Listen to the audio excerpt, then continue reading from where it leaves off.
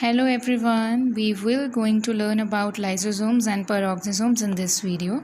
Already we have covered Golgi apparatus and endoplasmic reticulum in earlier videos, and I hope these videos are helping you.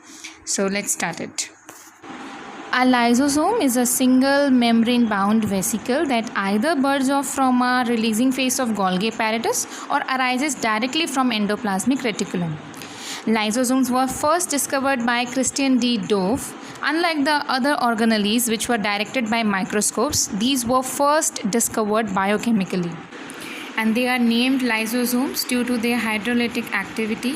Lysosomes are rich in hydrolases, acid phosphatase, peptidates, sulfate esters, and many other different types of enzymes which digest all the significant groups of macromolecules.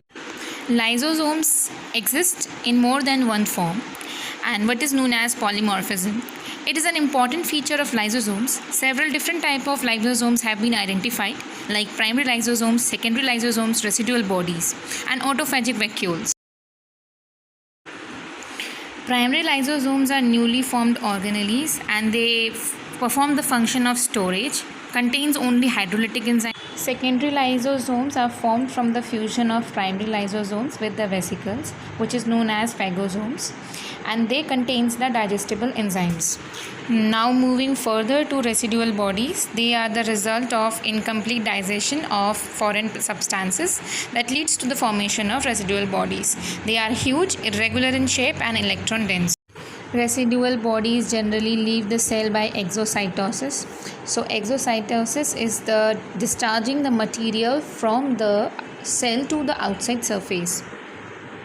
And whereas endocytosis is the process by which the substances are brought into the cell from the outside. Now let's look up to the functions of lysosomes. Lysosomes are responsible for the intracellular digestion of a variety of substances such as food, molecules, disease-causing organisms. So this is called heterophagy. Lysosomes are also responsible for the digestion of cells' own cytoplasmic constituents. This is known as autophagy. As the name suggests, auto, that means self. And it is important that lysosomes do not rupture and release their contents inside living cells. As they would start digesting the cell will die. Now here is a diagram of endocytosis, and let's see how the endocytosis and exocytosis takes place in the cell. Here you can see exocytosis and endocytosis, how they are carried inside the cell.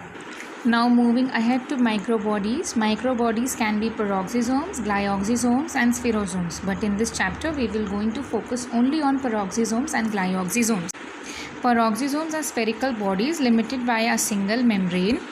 Peroxisomes contain oxidizing enzymes and carry out the photorespiration in plants and helps in detoxification, whereas glyoxysomes are form of peroxisomes only, which contains enzymes like isocitrate lyase and malate synthetase, which are specific to glyoxylate cycles.